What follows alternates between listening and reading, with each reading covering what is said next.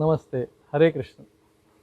So in the last video we spoke about various natural lifestyle habits, and in that one of the habits which I spoke was that we should eat only between sunrise and sunset, and also within that we should eat solid food only within 8 or maximum 10 hours. 8 hours is ideal, but if someone because of his first shift, second shift cannot do it, then 10 hours.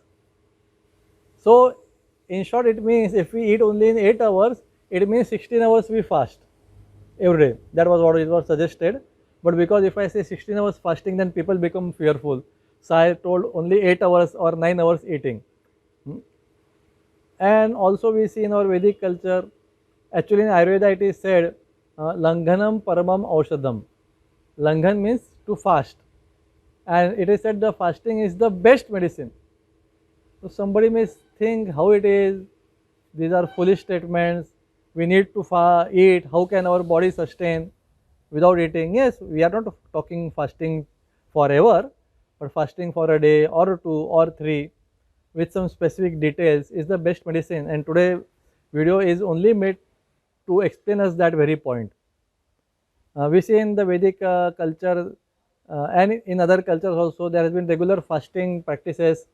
In India, they do Ekadashi or Chaturthi, or some people do some Tuesday or Thursday or Saturday or something like that. So it is ingrained in the Vedic culture. Actually, why it is so and what are the benefits, that we will see today.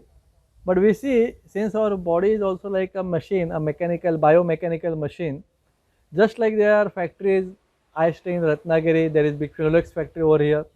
There is so many Ispat and so many factories near and around you, everyone has seen. All those factories, I know they work for 11 months in a year, and for 1 month approximately they shut down the factory totally, and they take up overall maintenance and repair works, clean the everything, clean all the systems, and that is called a shutdown. So just like, and also they have weekly offs. So just like the factory needs a yearly shutdown and a weekly off, similarly our digestive system, all the organs of our body, they need offs, weekly or fortnightly offs and yearly shutdown, and that is what exactly fasting is meant to do.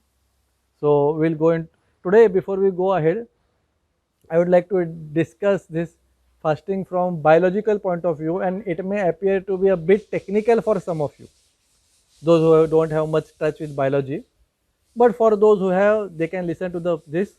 Others may also try to listen it because it will help you get better convinced for accepting this wonder of fasting for a day in your life. So what I am going to speak today is a research by a Japanese scientist called Yoshinori Ohusumi. He began his research in 1960s and went on till 70s, 80s. So he was researching, he is a biologist, he was researching the various organs. Organs means small cellular organs within the cells and how they work. So while doing that, he found out that there are lysosomes, very small organs, they are within the cells. Their lysosomes are spherical in nature, and what they do on the smaller cellular level or subcellular level, water, acidic material, waste material, toxic material or dead material is there within the body in a cellular level.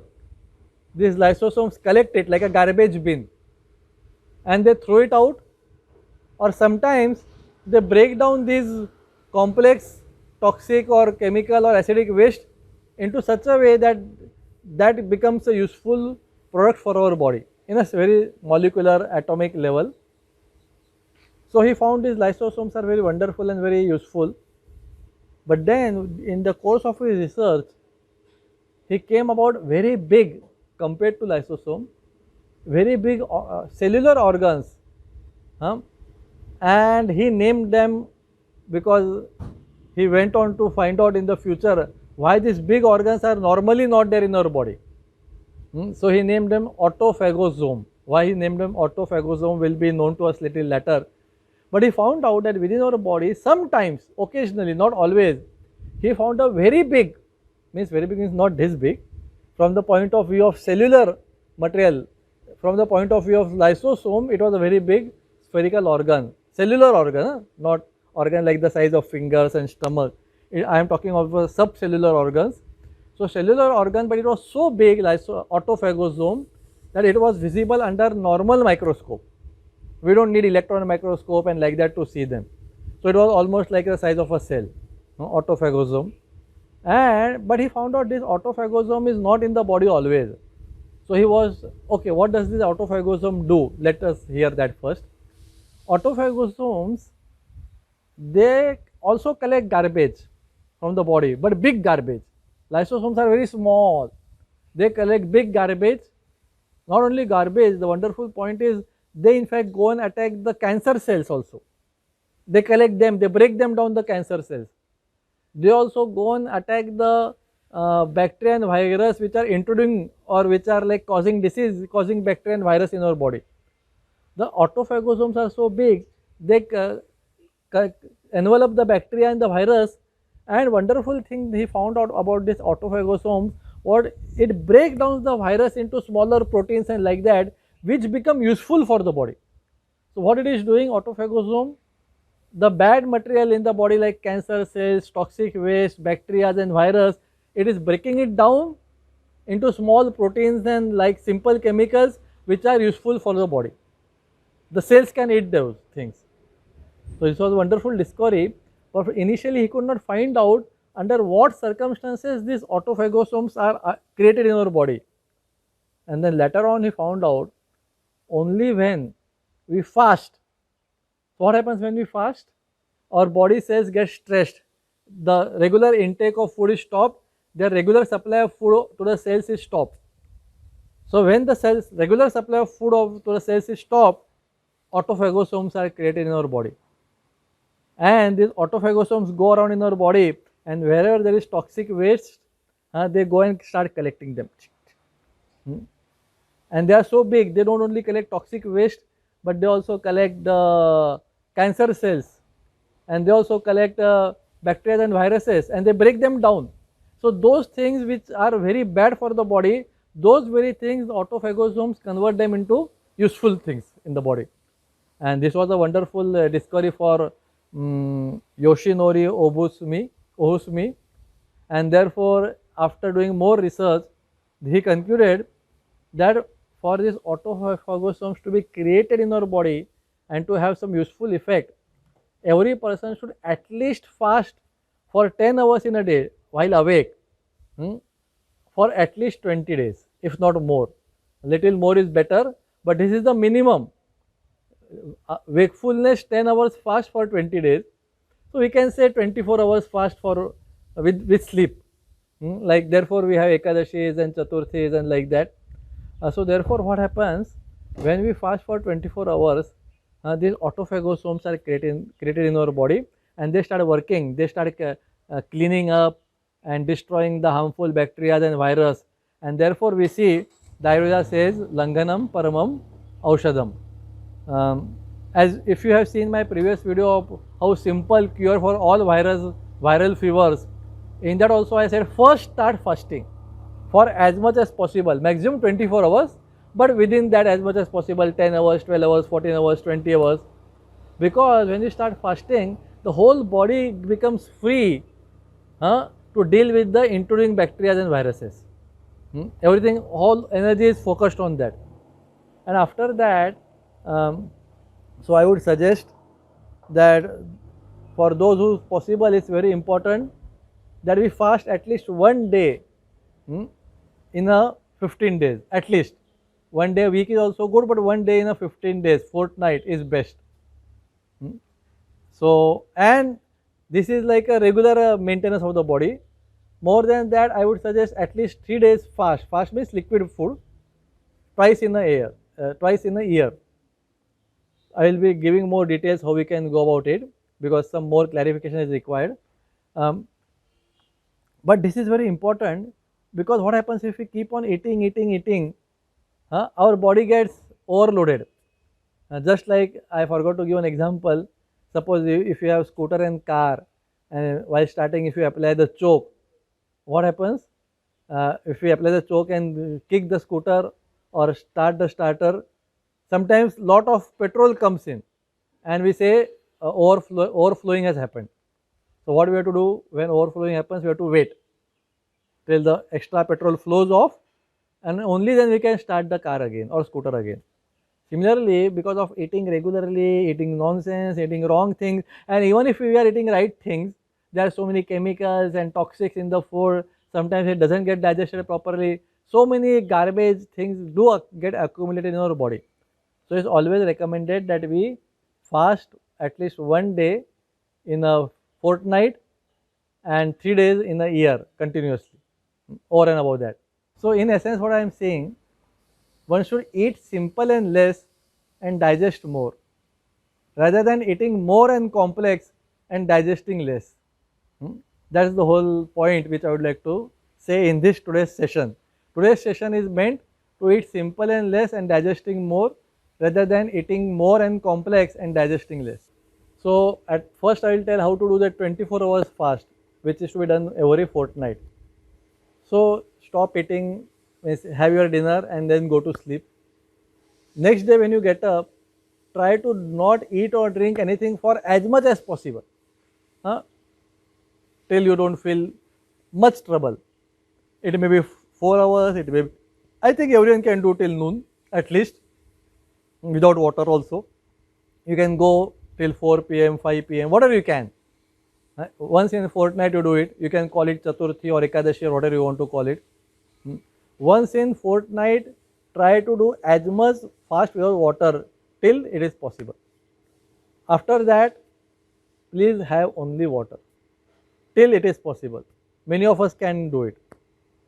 If it is simply impossible, you are feeling so much thirsty and giddy and dizzy, then you can take some limbu water, lemon water or juice or whatever, or maybe some fruit, but avoid more than that if you want to get the full benefits of fasting. But because I am saying you can take fruits, if it is not possible to fast totally, don't take fruits in the morning. Initially try to fast without water as much as possible, then only water as much as possible, then juices as much as possible, and then fruits if required. So like that you do your 24 hours fast every 15 days. Every week is also okay, every 15 days is also okay. So that is one thing, and I would recommend those who want to get benefit of total this principle of fasting, they should fast 3 days. How to do it? Again, from the morning of the first day, go on as much as possible till it is possible for you without water. When you actually cannot go on without water, then start drinking water and just go on your life. You don't have to stop working. You have to do your regular activity and still fast without water initially as much as possible, then with water as much as possible, and from the second day you should take liquid diet regularly. It can be juices, it can be liquid buttermilk, water certainly you have to take regularly, it can be coconut water, but any type of liquid diet you take for second and third day. First day go on for as much as possible nirjal and then water and then juices, as much as possible go as less, but second day you don't do nirjal and third day also you don't do nirjal without water, but you do take a lot of liquid things.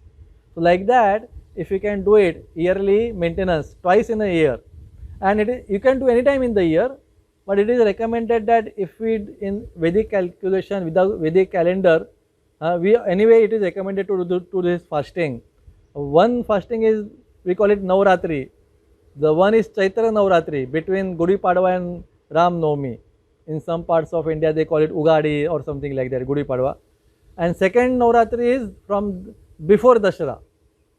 Before Dashera there are 9 days. So within that 3 days you fast.